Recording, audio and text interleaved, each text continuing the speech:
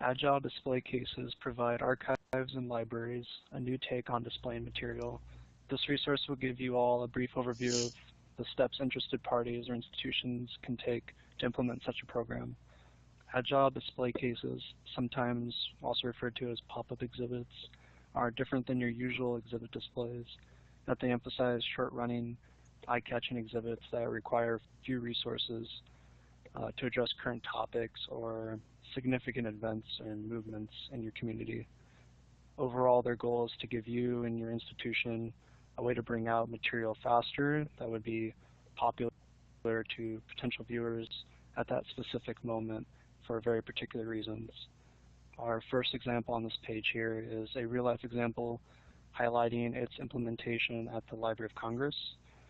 They highlight how this short-running, rotating approach to display cases allowed them to create new connections with various events and programs in their community. Notice how the display cases contain just a few items.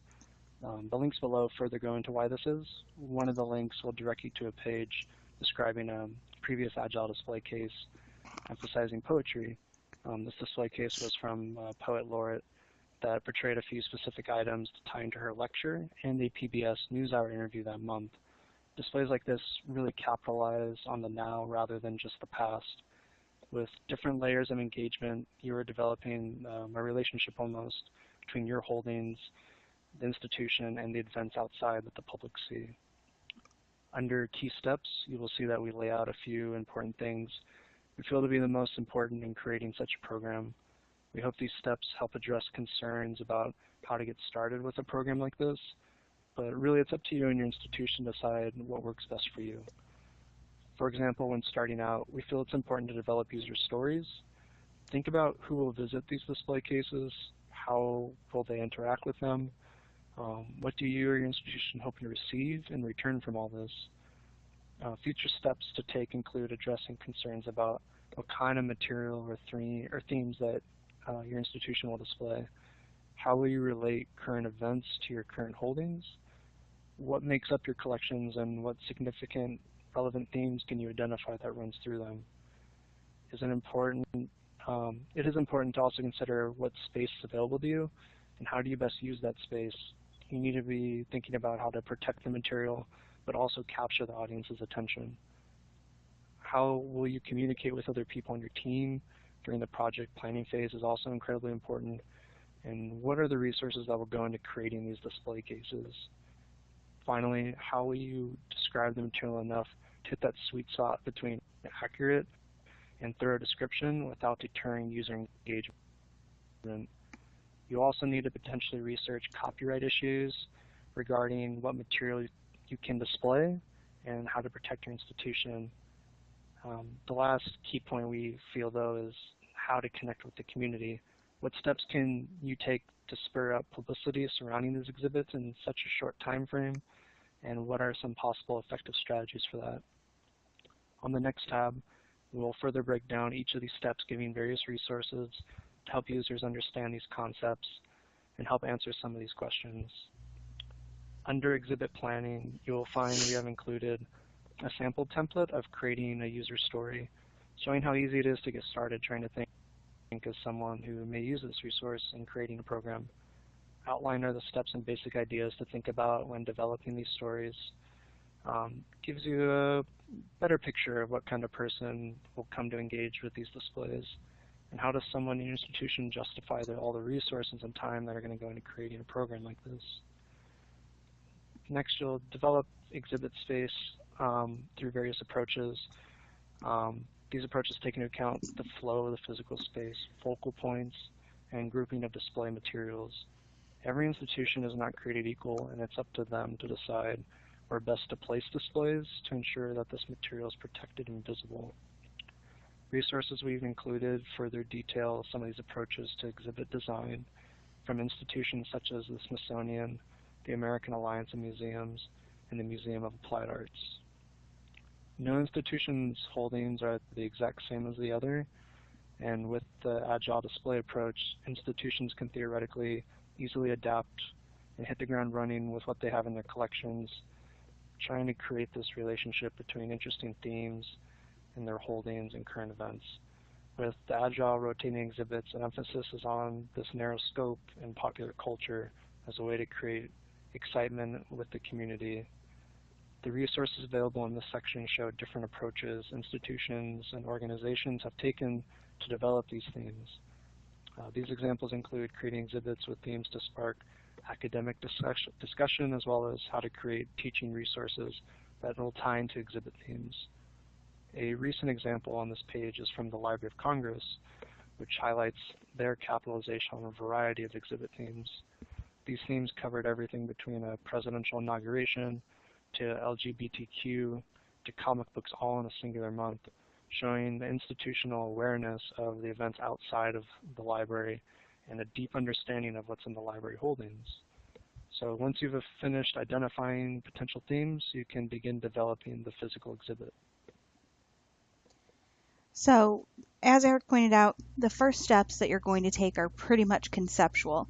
You're going to come up with your idea theme, you're going to come up with the idea of your audience, and you're going to come up with just kind of a general list of items from your collection that you might want to highlight. And once you have all of that in mind, you'll go ahead and you'll begin to look at executing this exhibit, actually making it happen. So you have the materials on hand, you'll begin going ahead and pulling those out. So, once you've got those handy, you know exactly what those are, but you're going to have to find a way to present those to your audience. You're going to have to be able to explain to them the context, the content, and what these pieces mean, why they're important to this exhibit. So that's one of the parts is that you start getting into collection description. The first thing you'll hit is your basic metadata, things like author, title, date of publication. Think about going to an art museum. When you walk through, there's a little plaque next to every painting or sculpture that gives you that basic information. But the thing that we're going to get at here, the thing that's even more important in such a small display, is actually describing these items, putting them in the context that you're talking about. So when Eric talks about the Library of Congress doing a display that highlights comic books, what they have to do is they have to create a context around the items they display. Are they showing you Superman Action Comics #1 because it's culturally significant? Because it introduces a character who later becomes important in pop culture? Because it's a birth of a new medium? How are they framing comic books? So this is something to consider. Now, that can be a little difficult to come by. You may not immediately know why you're highlighting these things or how to describe them to people. And there are two basic components that you're going to need to put together for collection description. You're going to need a larger piece that explains the collection as a whole, and then you're going to need smaller pieces that explain individual items and their significance in that collection. Now, there are several resources highlighted below, including things like an exhibit label script guideline from the National Air and Space Museum. Now, this is one of our highest held institutions, so a lot of people look to it as a standard, gives them a good point of reference. But there's also some more interesting things like the Complete Guide to Adult Audience Interpretive Materials, Gallery Texts, and Graphics. You have to consider your audience when you're putting these things together. Are you trying to attract adults who are learning more information? Are you talking about students? Do you think it's more likely that your students will be elementary or high school aged? Definitely all things to consider, and these resources are a good jumping off point. Now, once you've started to gather all of this together, you've got your exhibit materials, you've got your collection items, you'll start to look at physically putting the display together. Now, you may have a space already identified, or you may have, as Eric described earlier, gone ahead and tried to find a space to set this up in. Something that can be helpful in that is talking to other departments. So you may have building maintenance or security or even a PR group that has highlighted areas that are very good, that aren't going to stop up traffic, that are going to allow people to look at the materials and not overcrowd or walk right past and ignore. So departmental communication is really important at this point. You'll need to coordinate to make sure that safety regulations are met, but also that your display is going to get the attention it deserves, and not just be shoved in a dusty old corner. Now, another thing to think about is, not only are you putting these materials outside of the normal archives area, where it's temperature controlled and designed to keep those materials safe, you're putting them out in an area where you don't have as much control over the environment. So that's where these exhibit materials come in. Many places will have an in-house print services group that will go ahead and make these display materials, make your signage, and may have other things to help with your exhibit.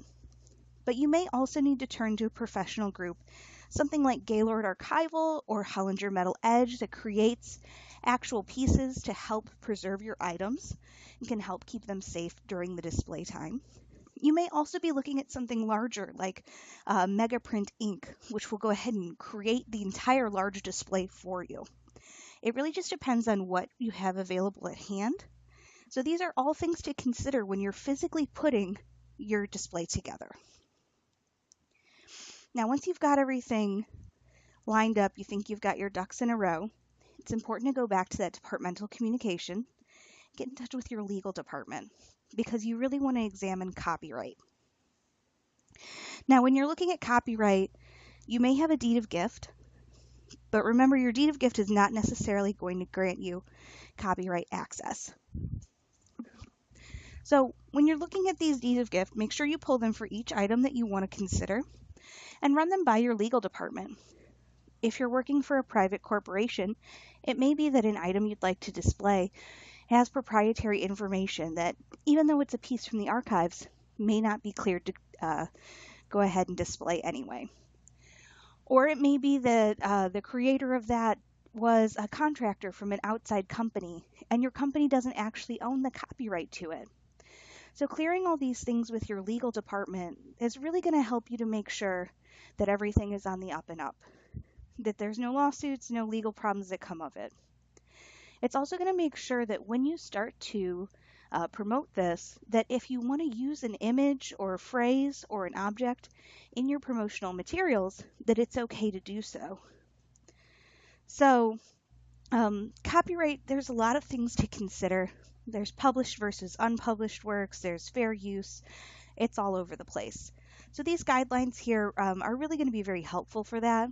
The Society of American Archivists has a list of copyright resources and also a special display or webpage on their unpublished materials and how to handle the copyright challenges those may have.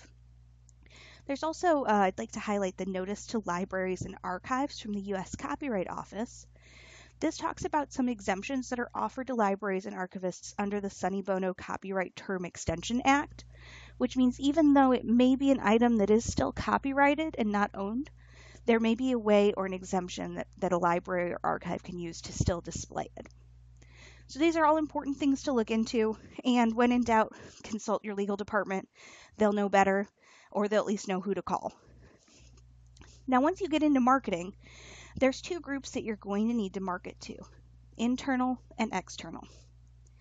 Now, internal, you really want to drive that traffic, get that word of mouth out to the people that you work with in your department and in other departments.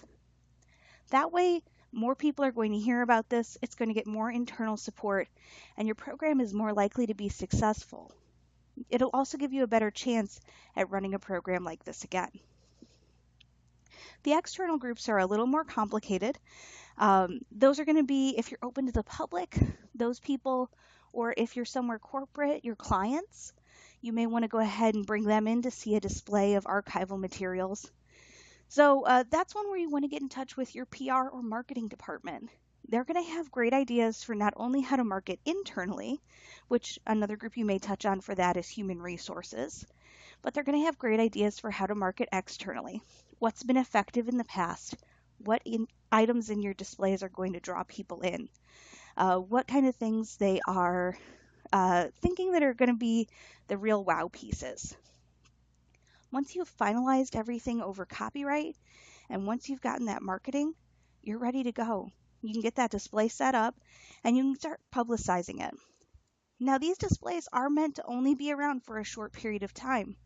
So this entire process should take you probably a month or less. The longest parts usually involve things like getting the physical space, making sure that you have the legal clearance for everything. But other than that, since you know what's in your materials, you can identify those themes early and start to pull those collection pieces. These will come together quickly, they'll stay on display for a short period of time, and if you've done your job right, they'll draw a lot of attention and people will look forward to the next one. So there are links throughout this entire document. If you have any questions or you'd just like an overview of everything we went through, there is a bibliography at the end of this guide. Otherwise, we encourage you to go ahead and explore through, look at all the success stories, these lovely photos we have from the Library of Congress, and if you have any questions, just let us know. Thank you.